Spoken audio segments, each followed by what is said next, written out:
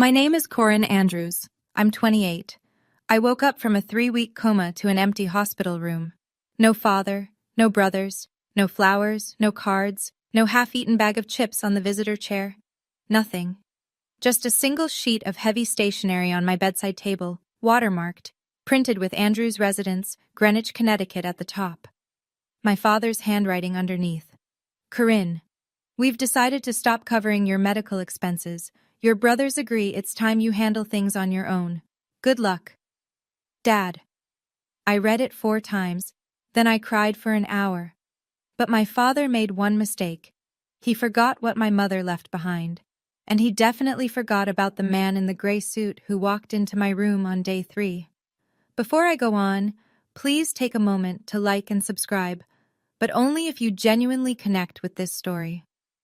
Now, let me take you back to the beginning, to the house I grew up in, and the family that taught me silence was the same thing as love. I'm an ICU nurse. Night shift, 12 hours on, 12 off, at a mid-size hospital in Stamford, Connecticut. I live alone in a 1-bedroom apartment with thin walls and a radiator that clanks at 2 a.m. I pay my own rent. I buy my own groceries.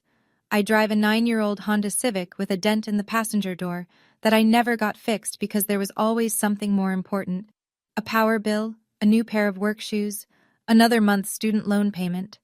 The Andrews family lives 26 minutes away, but it might as well be another planet. My father's house, the house I grew up in, is a 5-bedroom colonial in Greenwich. Stone facade, wrought iron gate, heated pool in the back, a 3-car garage where his Range Rover sits next to my stepmother's Mercedes and my brother Preston's BMW. The dining table is walnut, custom-made, seats 12. Every Sunday, Diane sets 4 places. Harold at the head, Diane to his right, Preston across from her, sometimes Grant, my younger brother, if he's in town. There was never a 5th chair. I stopped being surprised by that years ago. You can only show up uninvited to your own family's dinner so many times before you get the message. The last time I tried, Diane smiled at me from the doorway and said, "Oh, Corinne, we didn't expect you. Let me see if we have enough." There were 2 untouched ribeye steaks on the counter behind her. My father didn't look up from his phone. That was 3 years ago. After that, I just stopped. Stopped calling on Sundays. Stopped driving to Greenwich. Stopped pretending that if I was good enough, quiet enough, useful enough, they'd eventually make room. But I should explain why I was always the one trying. Why I spent 16 years believing I owed them something. For that, I need to go back to when I was 12. My mother's name was Margaret Ellis Andrews. She was warm in the way that doesn't announce itself, the kind of person who'd leave notes in your lunchbox and remember exactly how you liked your eggs. She came from money, the Ellis side, though she never talked about it. What I remember most is her hands on the piano keys, teaching me scales on Saturday mornings, and the Cartier watch she always wore, thin gold band, a gift from my grandmother Eleanor. She never took it off. On March 7th, I had a piano recital at school. A small thing, 12 kids in a gymnasium. But I'd practiced for weeks. My father said he'd pick me up at 8:30. He didn't come. I waited in the school lobby for 45 minutes, calling his cell, voicemail every time. Finally, I called my mother.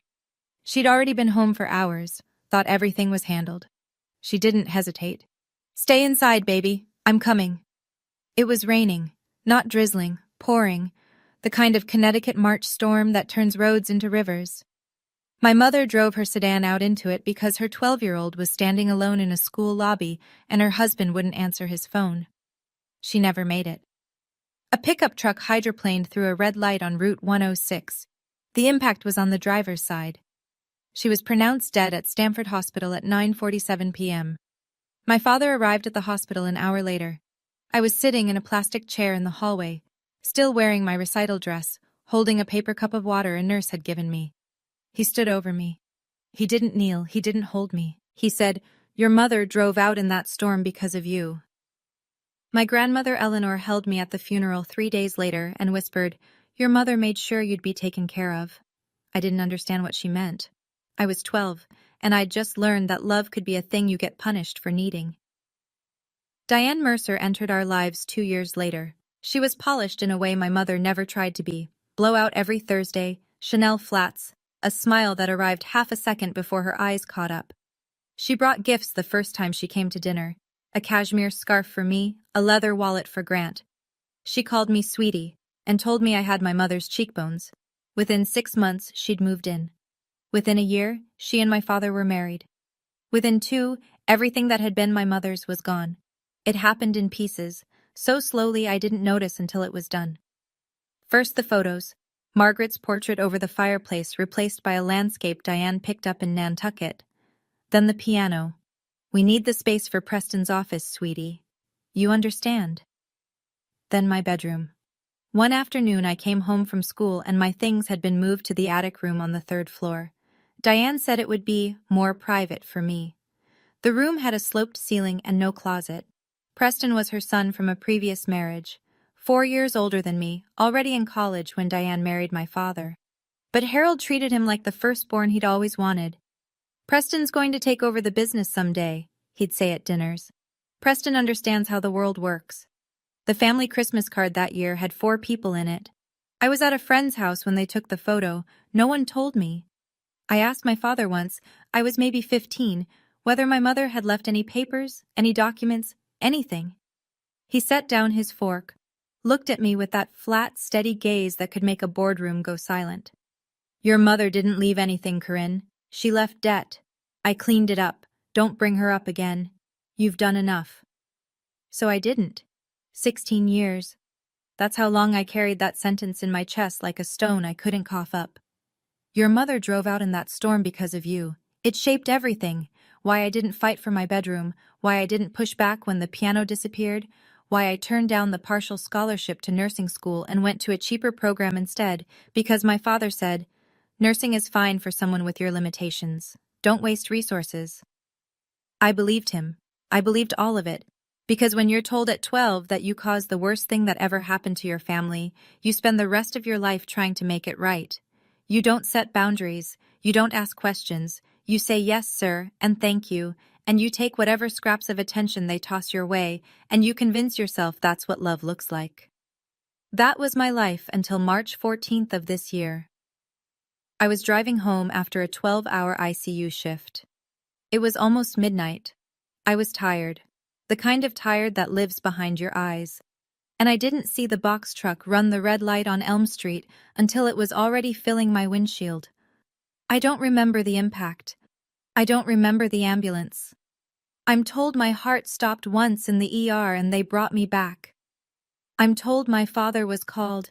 He was still listed as my emergency contact, a detail I'd never updated because some part of me still believed he'd come. He came once. Week 1. Grant told me later that Harold stood in the doorway, looked at the machines I was hooked to, and said, "This is going to be expensive." Then he left.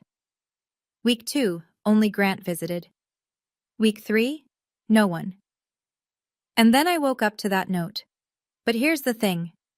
A week before the accident, while packing a box of old things from my apartment closet, I'd found something. A torn envelope at the bottom of a carton I'd taken from the Greenwich attic years ago.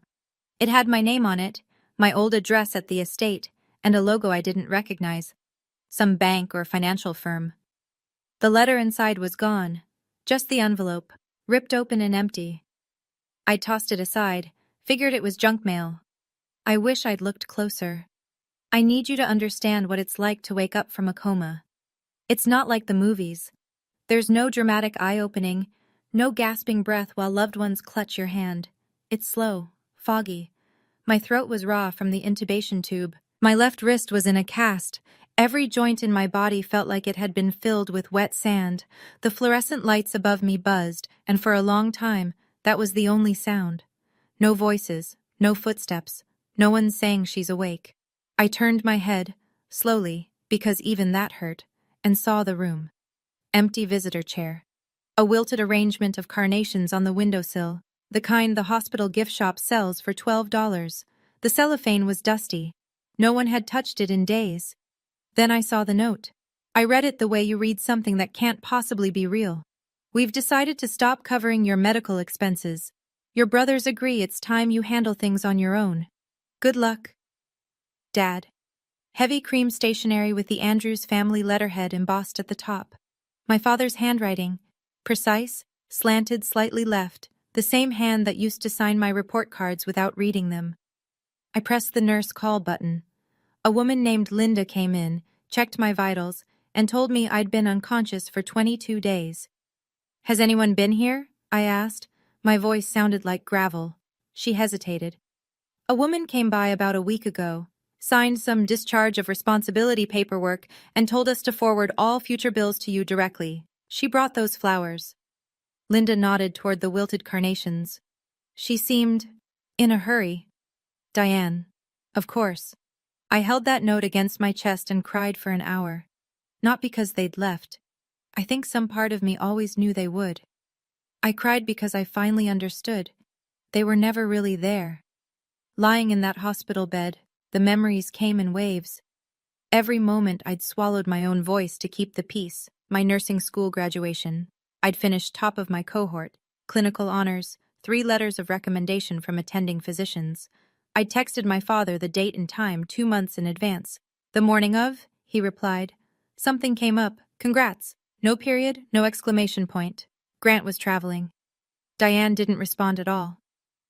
I walked across the stage to polite applause from strangers and took a selfie in the parking lot in my cap and gown, alone, leaning against my Civic. I still have that photo. I look like I'm trying very hard to smile. Thanksgiving, 2 years ago. Diane hosted 20 guests at the Greenwich House. The table was set with her new Waterford crystal and fresh eucalyptus runners. She introduced Preston to everyone. This is Preston, Harold's eldest. He's in commercial real estate now. We're so proud.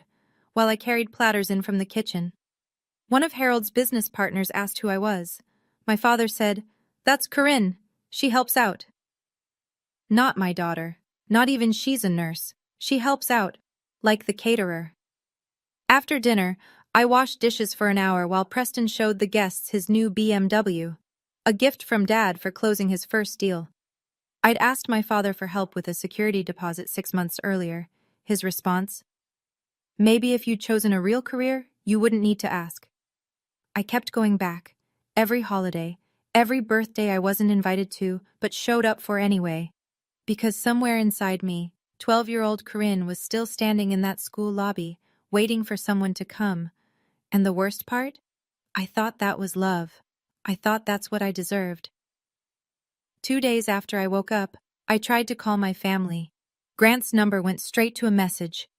This number is not accepting calls from this line. I stared at my phone. Blocked. My own brother's number. Blocked. I told myself maybe he'd changed phones. Maybe it was a mistake.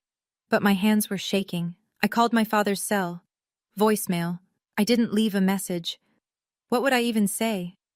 Hi, Dad, I almost died. Just checking in? I called the house. Diane picked up on the 3rd ring. I could hear her heels on tile. The kitchen, probably. She sounded exactly the way she always does. Warm, measured, completely in control. Corinne? How are you feeling? We heard you were awake. I was in a coma, Diane. For 3 weeks. I almost died. A pause. Then in that voice, the one she uses when she wants you to feel like you're being unreasonable. And we're glad you're okay. We really are. But your father and I discussed this, and we think it's best for everyone if you learn to stand on your own 2 feet. You're 28 years old. Most people your age don't rely on family for medical bills. You signed papers transferring my hospital debt to me while I was unconscious. We were trying to help you grow, sweetie. You can't keep leaning on your father forever. I gripped the phone so hard my cast ached. Is that what this is? Growth? Diane's voice dropped half a register. Preston's wedding is in 3 months. We have expenses. Your father has a very important deal closing. This isn't a good time for drama, Corinne. Then she added, almost as an afterthought. And I should tell you, we've let the family know that you decided to go your own way. Everyone understands. She hung up. She'd already rewritten the story. In Diane's version, I was the one who left. Let me tell you about the math. 3 weeks in the ICU, emergency surgery on my spleen, a fractured wrist, 2 cracked ribs, mild traumatic brain injury. The total bill, Before insurance, just over $187,000.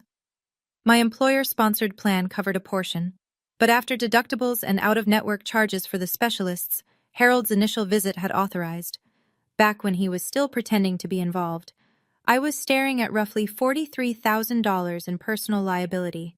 My savings account had $6,200 in it. I couldn't work for at least 8 weeks. My car was totaled. The auto insurance claim was still processing. My apartment lease was up in 6 weeks, and I didn't have first and last for a new place. I was lying in a hospital bed in a gown that tied in the back, scrolling through a financial aid application on a phone with a cracked screen, and the sum total of my worldly support was a wilted bouquet from a woman who'd signed away my medical coverage while I was unconscious. I set the phone down. I looked at the ceiling, those acoustic tiles with the little holes that you count when you can't sleep. I thought about my mother, about what she would say if she could see me now.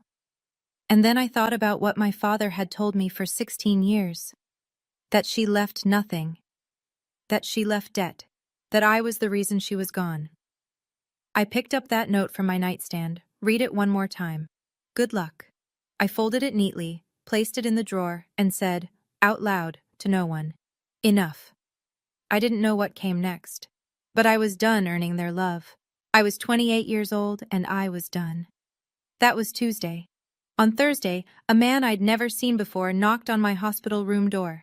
Before I get to the man at the door, I need to tell you what Harold was doing while I was calculating how to survive. He was managing the narrative. My phone buzzed Wednesday morning with a text from my Aunt Claire, Harold's sister, who I'd seen maybe 5 times in the last decade. Corinne, I saw your dad's email. I'm really disappointed in you. After everything he's done, I didn't know what she was talking about.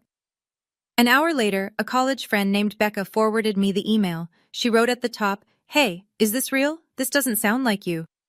The email was from Harold's personal address, sent to what looked like his entire contact list. Relatives, business associates, family friends. At least 30 people. The subject line, a difficult family update. I'll spare you most of it, but the key lines burned into my retina. Corinne has, unfortunately, burned through every opportunity we've given her. She's refused to take responsibility for her life and has blamed this family for her own choices. After years of support, we've made the painful decision to step back. For her own good. And then, at the end, the sentence that made my stomach drop. Her mother would be ashamed. Her mother would be ashamed. He wrote that about me, the daughter lying in a hospital bed, and sent it to everyone we knew.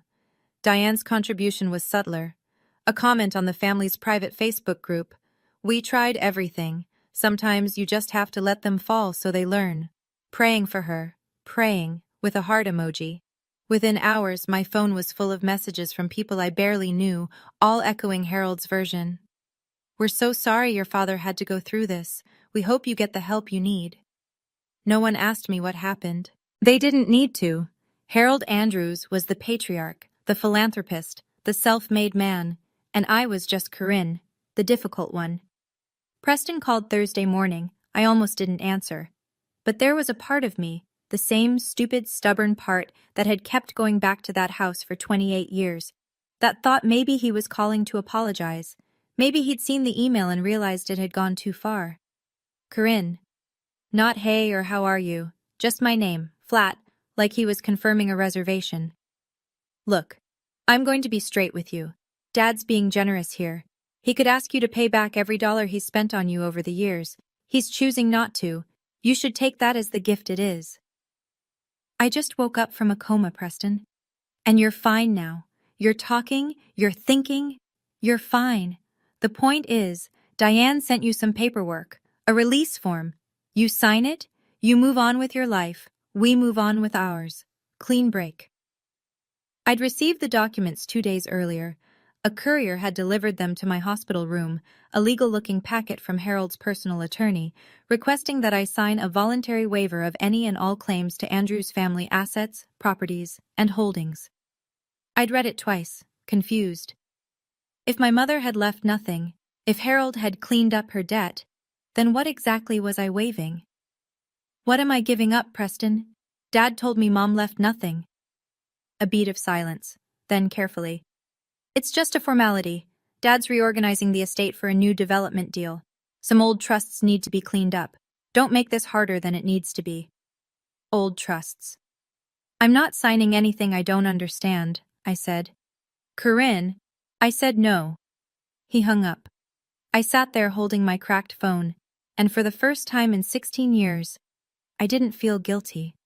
I felt suspicious. Why does a family that claims you have nothing need your signature to prove it? Diane came in person the next day. She arrived the way she always arrives, like she'd just stepped out of a magazine shoot. Cream cashmere coat, leather gloves, a small bouquet of white tulips. She smiled at the nurse's station, asked for my room in that honeyed voice, and I could hear them telling each other what a lovely woman as her heels clicked down the hallway. She closed the door behind her, set the tulips on the windowsill next to the dead carnations. Then she turned to face me, and the smile was gone. You're making this difficult, Corinne. I'm not signing those papers. Your father's deal closes in 6 weeks. This is the largest project of his career. If you cause problems, she smoothed her coat, choosing her words. He has relationships at every hospital in this region, board members, donors. One conversation and your little nursing career disappears. Do you understand what I'm saying? I understood perfectly. It wasn't a warning. It was a threat, delivered in the same gentle tone she used to tell me my bedroom was being moved to the attic. What am I signing away, Diane? If Mom left nothing, why does Dad need my signature? Something shifted in her face, a flicker, gone in an instant. Because the trust company won't. She stopped, pressed her lips together, then smooth as glass. Because it's just paperwork. Don't overthink it. The trust company. She heard herself say it. I saw it in her eyes, that split second of calculation, deciding whether to backtrack or plow forward. I'm not signing anything I don't understand, I said, and I'm done being scared of this family. Diane picked up her gloves, walked to the door. You were never as smart as you think you are, Corinne. That's always been your problem. She closed the door quietly. Diane never slams things. She doesn't need to. But she'd said it. Trust company. And suddenly, a torn envelope at the bottom of a moving box, and my grandmother's whisper at a funeral. They weren't random anymore. The next few days were the lowest point. My hospital bill sat on the rolling tray table like a small monument to everything I didn't have. $43,000. My bank account, $6,200. The math didn't care about my feelings. I called the billing department and arranged a payment plan, $400 a month, which I couldn't afford either, but it kept the collection calls at bay. My apartment lease was expiring. I had no car. My savings could cover maybe 6 weeks if I ate nothing but rice and eggs. The hospital social worker left pamphlets about financial assistance programs on my bed, and I filled them out at 2 a.m. with a pen that kept running out of ink. Meanwhile, the fallout from Harold's email continued. A co-worker at the hospital, someone I'd considered a friend, texted me. Hey, I don't want to get involved, but someone said you have some issues going on. Just want you to know we're here for you. Harold hadn't directly said I had addiction problems. He'd just hinted in that careful way of his at choices and patterns and getting the help she needs. He knew exactly how to plant a seed without leaving fingerprints. I sat alone in that room at 3 a.m, listening to the heart monitor down the hall and the hum of the heating system, and I thought about my mother. If you were here, I asked her silently, would you tell me to keep trying with them? Or would you tell me to run? And then another thought, clearer. I've been paying for a debt that was never mine. 16 years of apology for a storm I didn't cause. I was 28 years old, lying in a hospital bed, and I had nothing. No, that's not true. I had a question, and that question was worth everything. Grant called at 11 p.m. on a Tuesday, from a number I didn't recognize. Corey. His voice was low, rushed. I'm using a friend's phone. Dad put something on my line. I don't know, some kind of family plan tracker. He'd see I called you. Grant, are you okay? Listen to me. I should have said something a long time ago, and I didn't because I'm a coward, okay? I know that. But you need to hear this. I could hear him breathing hard, like he'd been running or was trying not to cry. My little brother. 26 years old and still terrified of our father. Before Grandma Eleanor died, he said, she told me something. She said Mom left something for you. Something real. Something Dad was supposed to give you when you turned 25. He never did. My hand tightened on the phone. 25. I was 28 now. 3 years passed. What was it? I don't know the details, but I found papers in Dad's office once. In the bottom drawer of his desk, the one he keeps locked. They had a logo on them. Some kind of trust or financial company. I can't remember the exact name, but it started with Hartford or Hartwell, maybe? Something like that. My whole body went cold. The torn envelope, the logo I'd thrown away. Dad caught me looking, Grant continued, his voice dropping even lower. He grabbed my arm so hard it bruised. He said if I ever mentioned Mom's papers again, he'd cut me off completely. That's the angriest I've ever seen him, Corey. Not yelling, quiet, like ice. I heard a voice in the background. Diane's, calling Grant's name. I have to go. I'm sorry. I'm so sorry I didn't tell you sooner. The line went dead. I had a name now. A trust company. And for the first time, I had somewhere to aim. I couldn't sleep that night. I lay in the dark, phone propped against my water pitcher, and Googled every variation I could think of. Hartford Trust Company, Connecticut. Hartwell Financial Trust. Trust Management, Connecticut. My hands were trembling, partly from the residual nerve damage in my left arm, partly from something else entirely. On the second page of results, I found it.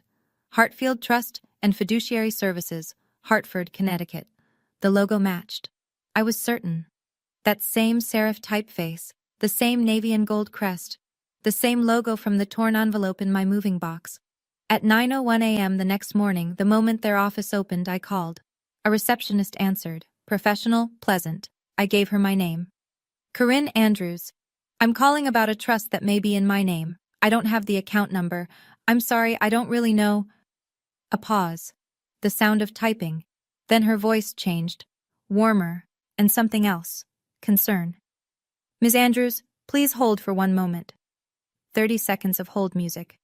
Then a man's voice, older, steady, the kind of voice that spent decades in conference rooms. Ms. Andrews, my name is Richard Calloway. I'm the managing trustee of the Margaret Ellis Andrews Irrevocable Trust. I have been trying to reach you for 3 years. I couldn't speak. We sent certified mail to your address on file, your father's residence in Greenwich, on 3 separate occasions. Each was signed for and accepted, but you never responded. I was beginning to think you didn't want to be found. Who signed for them? I whispered. A rustling of papers. The signature reads Diane Andrews. Every time. The room tilted. I grabbed the bed rail. Mr. Calloway, I said, I need you to tell me everything. And he said gently, Your mother anticipated this possibility, Ms. Andrews. That's exactly why she made the trust irrevocable. 2 days later, Richard Calloway walked into my hospital room carrying a brown leather briefcase that looked older than I was. Behind him was a man I'd never seen. Younger, maybe late 40s, in a navy suit with a small silver pin on his lapel that read Hartfield Trust. He introduced himself as Thomas Whitfield, Senior Fiduciary Officer. The man in the gray suit. Well, navy, close enough.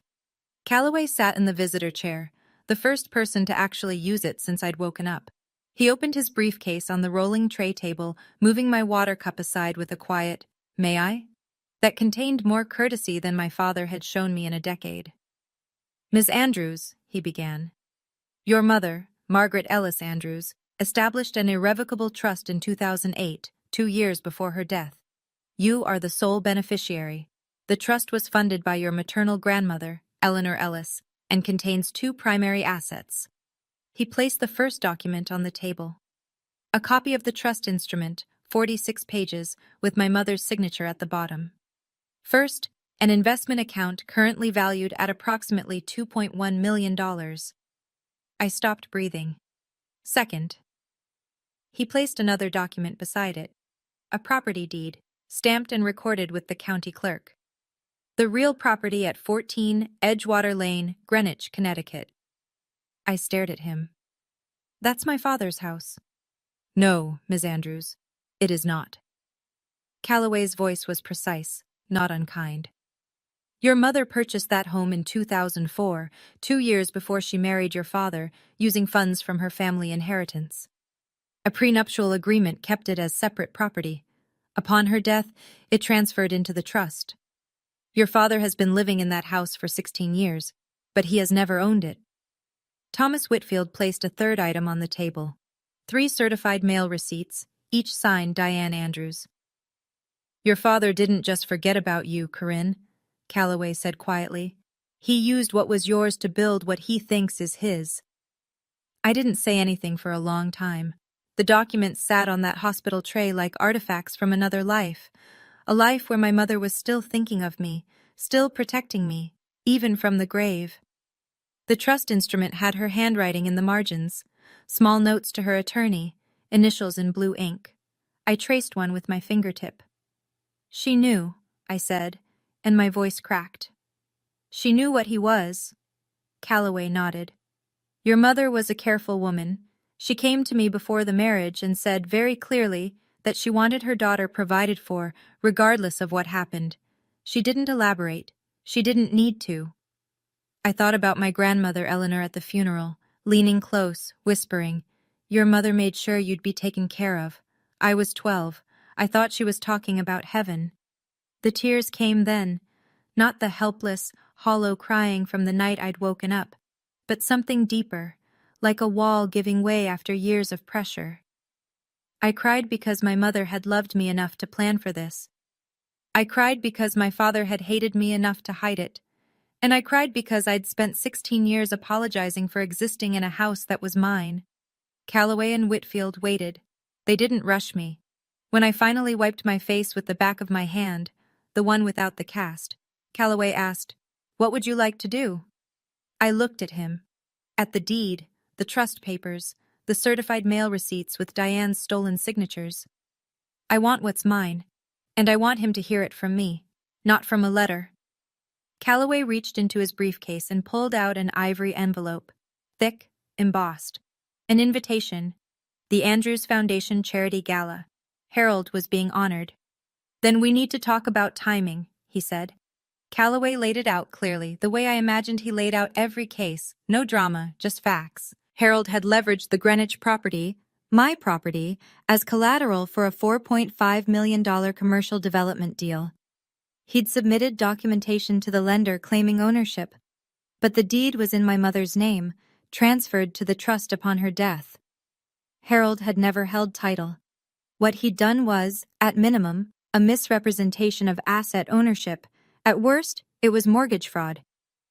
The lender is First Capital Regional, Whitfield said, opening a folder with the bank's letterhead. If they discover the collateral doesn't belong to Mr. Andrews, the loan is void, the deal collapses. What do I need to do? I asked. Legally, 2 things, Calloway said. 1. We file a formal notification with First Capital that the property used as collateral is held in trust and was never available as security. 2. We petition to transfer operational control of the trust assets to you, which should have happened 3 years ago when you turned 25. He paused. Both actions are straightforward. The question is how and when. I told him I didn't want to ambush anyone. I didn't want a spectacle. But I also didn't want to do this through letters that Harold could intercept, or phone calls he could deny, or lawyers he could stall with his own lawyers for months while I slept in my car. I want the truth to be in the room where he usually lies, I said. Calloway studied me for a moment. Then he said, The gala is in 12 days. Harold is being honored. The deal is scheduled to be formally announced that evening. Representatives from First Capital will be present. He placed the property deed on top of the stack. I could see the county seal, the date, 2004, 2 years before the wedding, my mother's name in clear type. Your mother prepared the shield, Corinne. I'm simply here to make sure you know you're holding it. I was discharged on a Thursday. Grant helped, quietly, the way Grant does everything. He booked a room at a Hampton Inn in Hartford, using his own card, and texted me the confirmation number from a burner phone he'd bought at a gas station. Don't tell Dad, he said, and I didn't point out the absurdity of that sentence, that we were grown adults. hiding from our own father like runaways. The hotel room was small, clean, anonymous. A queen bed with a floral bedspread, a coffee maker with 2 packets of complimentary grounds, a window that looked out on a parking lot.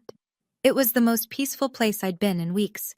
I spent the first 3 days just healing, walking laps around the hallway in my socks because my ribs screamed every time I took a deep breath, eating soup from the diner next door, sleeping 12 hours at a stretch because my body was still stitching itself back together. On the 4th day, I stood in front of the bathroom mirror and practiced. Not a speech. I'm not a speech person. Just the sentences I needed. 3, maybe 4. I said them to my reflection until they stopped shaking. Calloway had messengered me a manila folder. Inside were copies of everything: the trust instrument, the deed, the certified mail receipts, the prenuptial agreement. And one more thing I hadn't asked for: a copy of the police accident report from March 7th, 16 years ago. I held that report for 20 minutes before I opened it. My hands were trembling. I knew somehow that whatever was inside would change something fundamental, not about the money or the house, but about the story I'd been telling myself since I was 12 years old. I wasn't ready. Not yet. The gala was in 10 days. And somewhere in Greenwich, my father was rehearsing his acceptance speech, standing in a house that didn't belong to him, preparing to announce a deal built on a lie. He had no idea what was coming, but honestly, neither did I. The Andrews Foundation Charity Gala was held at the Delamar, Greenwich's most exclusive boutique hotel. I know this because the invitation Calloway had given me described it in detail. Cocktails at 6, dinner at 7:30, program at 8. Black tie preferred. Valet parking available.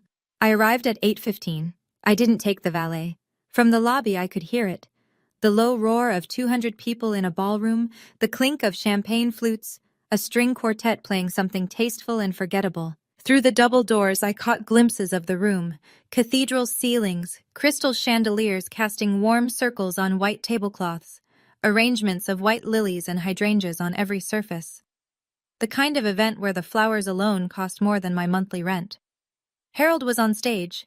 He stood behind a podium draped in navy fabric, wearing a Brioni suit I'd seen him try on at the Greenwich tailor 3 years ago. Diane was at the front table in a black Valentino dress, her hair swept up, diamond studs catching the light. Preston sat beside her, looking the way Preston always looks, like he was already thinking about his next meeting. The master of ceremonies, a city councilman, was mid-introduction. A philanthropist, a visionary developer, and above all, a devoted family man, Harold Andrews. Applause. Standing ovation from the front tables. Harold took the mic. He thanked the foundation. He thanked his beautiful wife Diane. He thanked my son Preston, who will carry the Andrews name forward.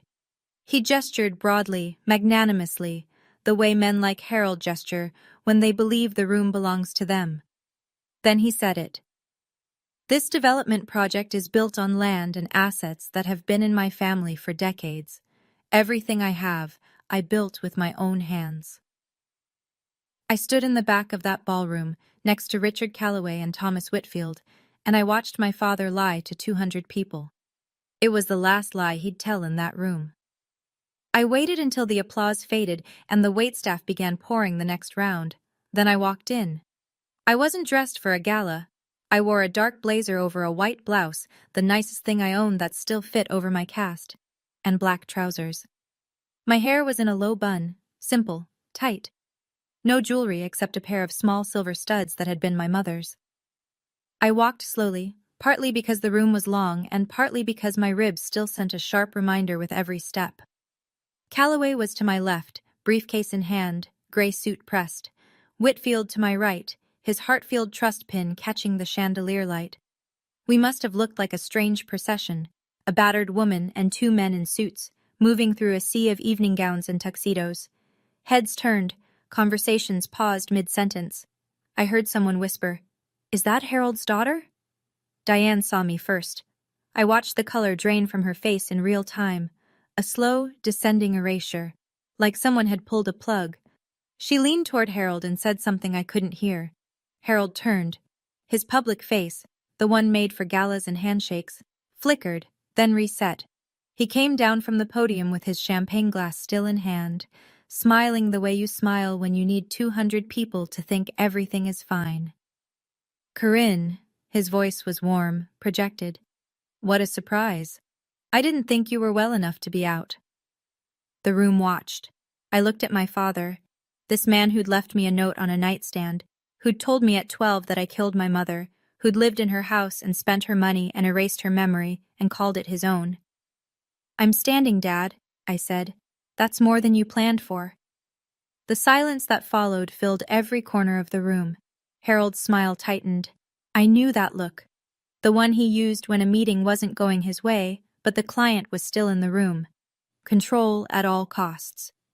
This isn't the time or the place, Corinne, he said, low enough to sound private, loud enough that the nearest tables heard every word. Why don't we step outside and— You had 28 years to talk outside, I said. You left me a note. A murmur rippled through the crowd. People set down their forks. Diane was already on her feet, crossing toward us with that smile locked in place. The one that says everything's fine, nothing to see. Corinne, sweetie, you've clearly been through a lot. She touched my arm, gently, performatively. Maybe you should sit down. You don't look well. I turned to her. I kept my voice even. Diane, I'd like you to explain to everyone here why you signed for certified mail addressed to me 3 times and never told me. The hand on my arm went rigid. Diane's lips parted, but nothing came out. Harold's smile vanished. What is she talking about? Before Diane could answer, Richard Calloway stepped forward. He unbuttoned his suit jacket with the practiced ease of a man who'd stood in 1,000 rooms exactly like this one. He nodded politely to the tables nearest us. Good evening. My name is Richard Calloway. I'm the managing trustee of the Margaret Ellis Andrews Irrevocable Trust, established in 2008 by the late Mrs. Andrews. He looked directly at Harold. My client, your daughter, is the sole beneficiary of a trust you were legally obligated to disclose to her 6 years ago. He paused. Shall we continue here, Mr. Andrews? Or would you prefer to step outside? Harold didn't move. His jaw was locked, his champagne glass frozen at chest level. 200 people waited. He chose to stay. Of course he did. Men like Harold don't leave rooms. They believe the room will always side with them. That was his second mistake. This is absurd, Harold said. His voice carried. He made sure of it. He set his champagne glass on the nearest table and turned to face Calloway with the posture of a man accustomed to winning disputes by sheer presence. My late wife didn't have a trust. Whatever this woman has told you, she's either confused or she's been manipulated. This woman. He called me this woman in front of 200 people. Calloway didn't flinch. He opened his briefcase on the edge of the nearest table, between a bread plate and a crystal water glass, and laid out 3 documents in a neat row. This, he said, is the original trust instrument, signed by Margaret Ellis Andrews and notarized on October 14th, 2008. This is the property deed for 14 Edgewater Lane, Greenwich, recorded with the county clerk on March 21st, 2004, 2 years before your marriage. And these are 3 certified mail receipts sent to that same address, intended for your daughter, each one signed by Diane Andrews. The room had gone so quiet, I could hear the ice melting in someone's water glass. Harold glanced at the documents. I watched his expression shift, just barely, just for a second, from contempt to recognition. He knew those papers. He'd known about them all along. At the VIP table, a tall man in a dark suit stood up. I'd learn later his name was Hargrove, a senior officer at First Capital Regional, the bank funding Harold's $4.5 million deal. Harold, Hargrove said, is the property you submitted as collateral the same property referenced in these documents? Harold's mouth opened, closed, opened again. Preston, sitting at the family table, leaned forward. Dad, what's going on? Harold looked at Calloway, at the deed, at me. That house is mine, he said, but his voice had lost something. I've lived there for 16. Living in a home and owning it, Calloway said quietly, are 2 very different things, Mr. Andrews. The room broke, not loudly. This was Greenwich, after all, but I heard it. The low hum of 200 people recalculating everything they thought they knew about Harold Andrews. Chairs creaked as people shifted to watch. Phones appeared under tables. Someone near the back stood up to get a better view. Hargrove, the banker, walked from his VIP table to where we stood. His face was the controlled blank of a man whose institution had just been told their $4.5 million loan was built on collateral that didn't exist. "Mr. Andrews," he said, and his voice was very calm. "If the property you pledged as security is held in an irrevocable trust and was never legally yours to offer, we cannot proceed with the transaction. The deal is suspended, effective immediately. Our legal team will be in contact Monday morning." Harold's face went white. Not pink, not red, white. The blood simply left. "Robert, listen to me," Harold started. "I've heard enough tonight," Hargrove said. He straightened his cuffs.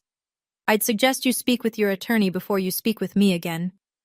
He walked back to his table, collected his coat, and left the ballroom without looking back. And then Diane turned on Harold. I'd never heard her voice at that pitch, raw, stripped of every layer of cashmere sweetness. "You told me the house was yours," she hissed. "You told me the papers were handled. You told me there was nothing to worry about." Harold. "Diane, not now. I signed those letters because you told me to. You said it was old paperwork, nothing important." "Diane, stop talking." But it was too late. 200 people had just heard Diane admit in her own words that Harold had instructed her to intercept my mail. The room didn't gasp. It just absorbed. And I watched, from 5 feet away, as everything my father had built turned to glass and shattered on the ballroom floor. I could have stopped there. The deal was done. The truth about the house was out. Calloway had what he needed. But there was one more thing. The document I'd been carrying in the inside pocket of my blazer since I'd finally read it alone in that Hampton Inn 3 nights ago. "There's something else," I said. Harold looked at me. For the first time that night, I saw fear in his eyes. Not the calculating, controlled anxiety of a man losing a deal, but real fear. The kind that comes when you realize the lie you built your life on is about to be said out loud. I pulled out the police accident report. My hands were steady.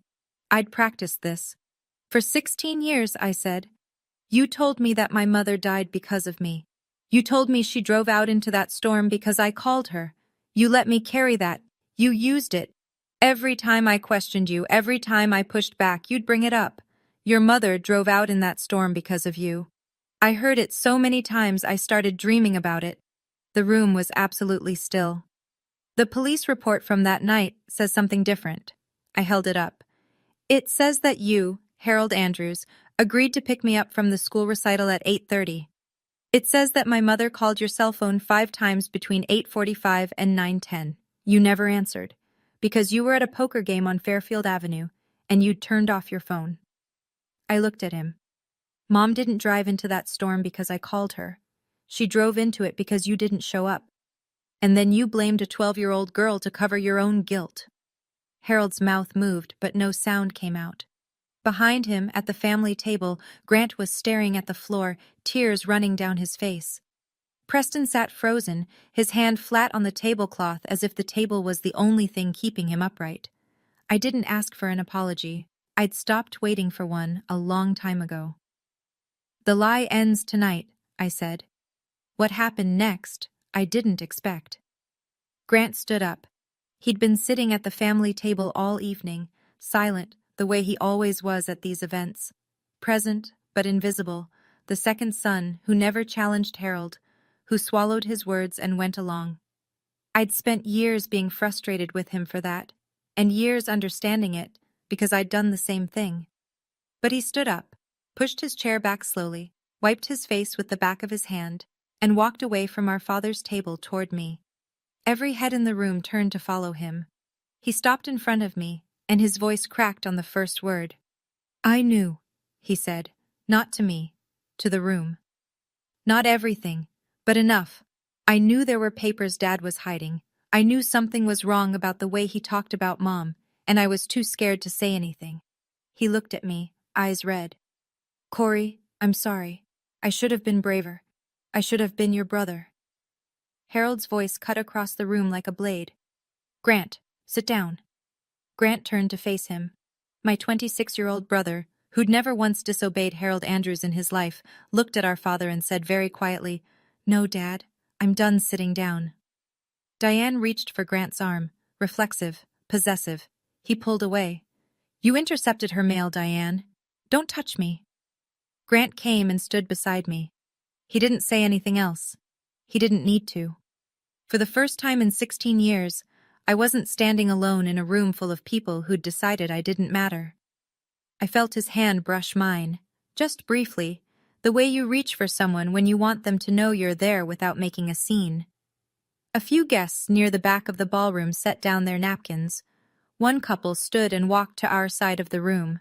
Then another. Not many, maybe 8, 10 people, but enough.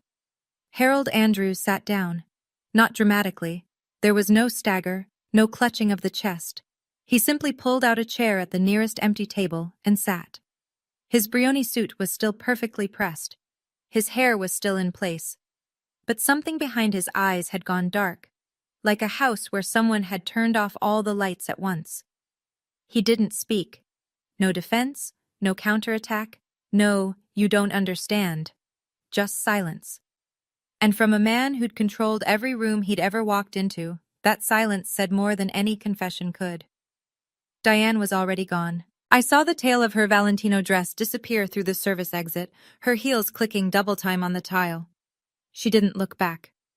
Preston followed 3 seconds later, phone already to his ear.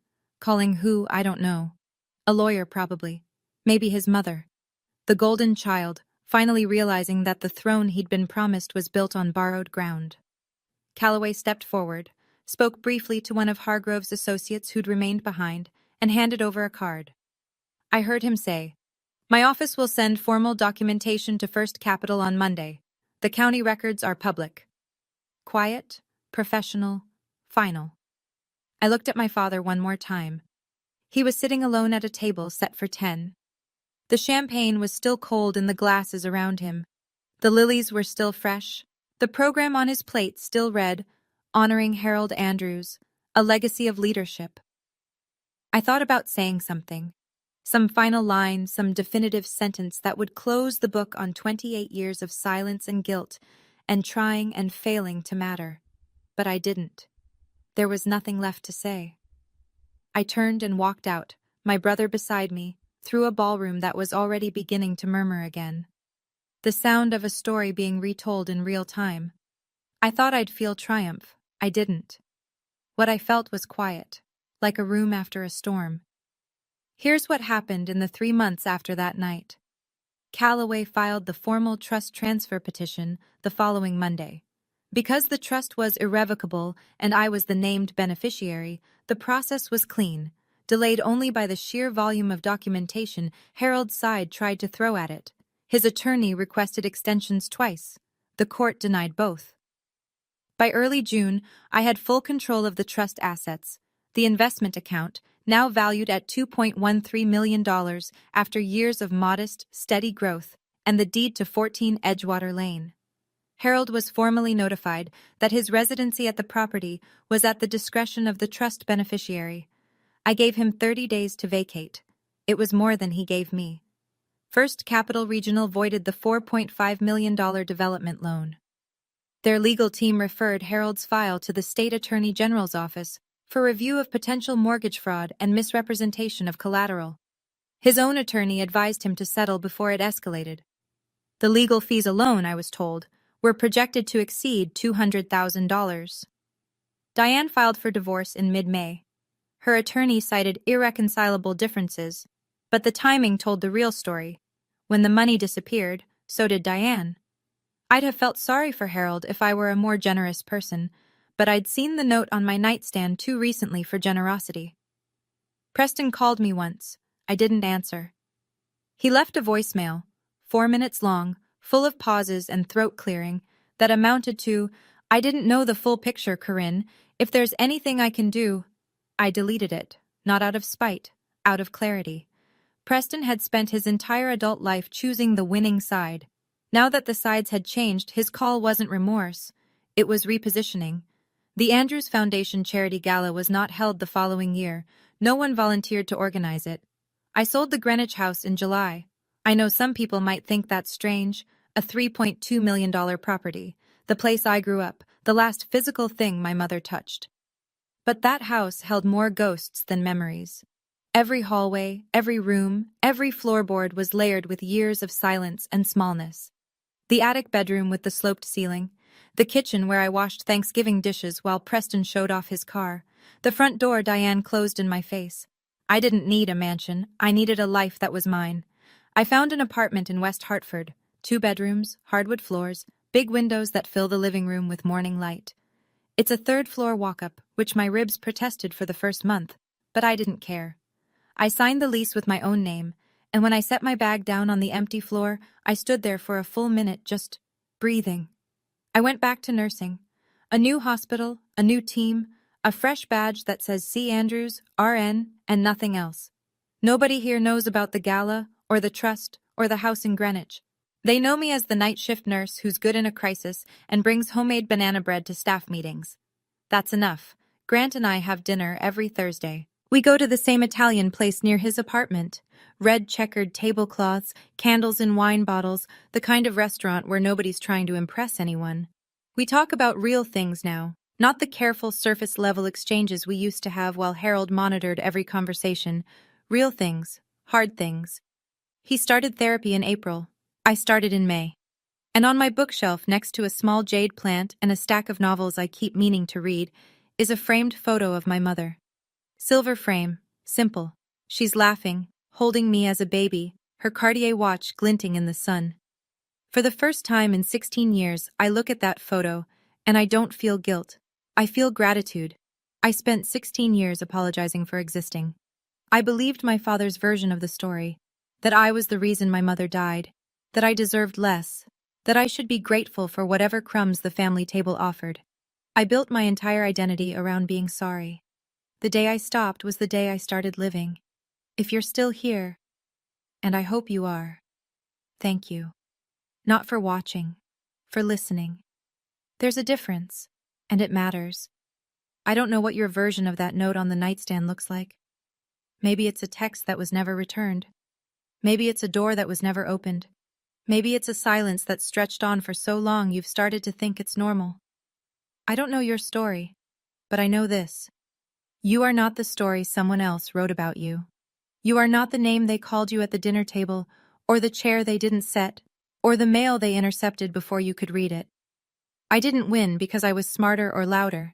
I didn't win because I stormed in with some brilliant revenge plan. I won because my mother thought ahead, and because one morning in a hospital bed, holding a note that said good luck, I decided I was done being sorry. My mother left me more than money. She left me proof that someone, once, thought I was worth protecting. And that was enough to make me believe it myself. My name is Corinne Andrews.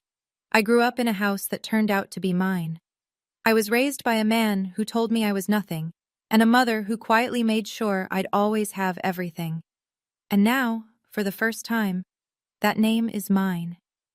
If this story meant something to you, leave a comment. I read every one. And if you know someone who needs to hear this, a sister, a daughter, a friend who's still sitting in that lobby waiting for someone to show up, share it with them. There are more stories in the description that I think you'll connect with. Thank you for being here. It means more than you know. Hang on. And I'm not shitting you. I've actually bought cars in real life that have actually served me for a long time.